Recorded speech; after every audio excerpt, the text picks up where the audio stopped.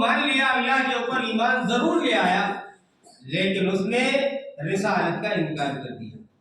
اور جو شخص اللہ کا اقرار کرے اور رسالت کا انکار کرے وہ مومن نہیں ہو سکتا ہے۔ تو اللہ نے پہلی شرط یہ لگائی ہے کہ اگر تم اپنے دعوے میں پکے ہو، کھڑے ہو، کھوٹے ہو کہ ہم اللہ سے محبت کرتے ہیں، تو آپ کو پھر رسول کی اطاعت کرنی پڑے گی۔ اور پھر اللہ نے کیا کہا کہ اگر تم رسول کی اطاعت کرو گے یحببکم اللہ، تو پہلی چیز اللہ تعالیٰ نے بیان فرمائی کہ اللہ تم سے محبت کرے گا۔ اللہ کی جو نظر کرم ہوگی، اللہ کے جو انعامات ہوں گے، اللہ کی جو رحمت خاصہ ہوگی، وہ تمہارے ساتھ خاص ہوگی۔ کب خاص ہوگی؟ جب رسول کی اطاعت کرو گے۔ اس کے بعد دوسری چیز کیا فرمائی؟ یغفر لکم ذنوبکم۔ جب اللہ تم سے محبت کرے گا، ظاہر بات ہے جب ماں اپنے بچے سے محبت کرتی ہے تو ماں اپنی اولاد کو کسی غلط کام میں دیکھنا پسند نہیں کرتی۔ یہی حال اللہ کا ہے کہ جب اللہ تم سے محبت کرے گا، انسانوں کو مخاطب کر کے کہا گیا یغفر لکم ذنوبکم، تو اللہ تعالیٰ تمہارے گناہوں کو معاف فرما دے گا۔ جو تم سے غلطی ہوئی ہوگی، جو کوتاہیاں ہوئی ہوں گی، وہ صرف دو بنیادوں پر اللہ کی حکم فرما برداری اور رسول کی اطاعت کی بدولت اللہ تعالیٰ تمہارے گناہوں کو معاف فرما دے گا۔ اور یہ کیوں کہا گیا ہے؟ اس لیے کہ جو غفور ہے، جو رحیم ہے، وہ اللہ تعالیٰ ہے۔ اللہ تعالیٰ غفور دنیاوی اعتبار سے ہے۔ اللہ کے رسول کی تو ایک حدیث ہے، یہاں تک کہ آپ صلی اللہ علیہ وسلم نے فرمایا کہ میں اللہ تعالیٰ سے 24 گھنٹے میں دن و رات میں 70 مرتبہ استغفار کرتا ہوں، اور ایک روایت میں ہے 100 مرتبہ استغفار کرتا ہوں۔ تو جب بندہ اپنے رب سے قریب ہوگا تو رب اپنے بندوں کو یوں ہی نہیں چھوڑ دے گا، رب بھی اپنے بندوں کے اوپر نظر کرم رکھے گا، اور نظر کرم یہ ہوگا اللہ معاف کر دے گا۔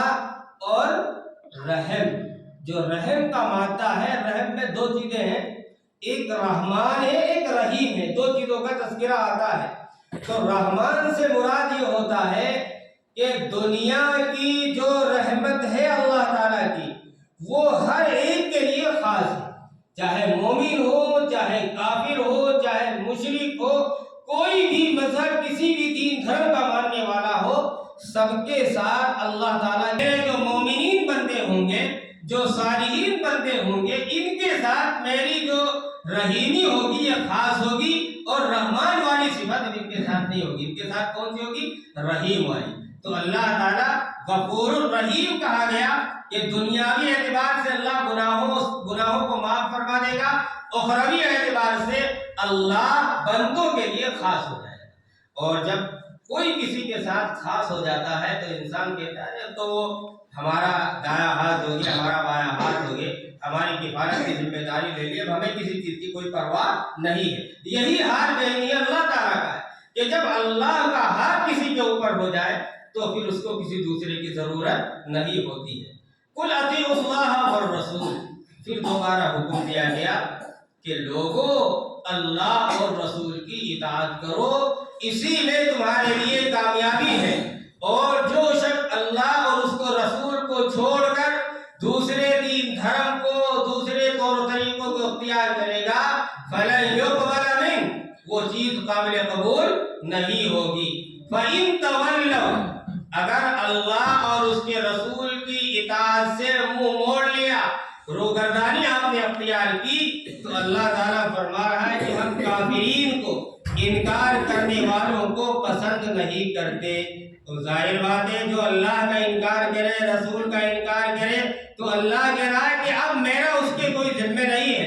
اب وہ جس حال میں چاہے زندگی گزار کر، جب وہ میرے پاس آئے گا تب وہ میری تمام چیزوں کو دیکھے گا، تب اس کی آنکھیں کھلیں گی۔ تو اللہ اور اس کے رسول کی اطاعت کیا ہے؟ شرط ہے۔ پھر آگے حکم دیا جا رہا ہے کہ اللہ تعالیٰ نے آدم کو، نوح کو، آل ابراہیم کو، آل عمران کو تمام جہانوں کے لیے منتخب فرما لیا ہے۔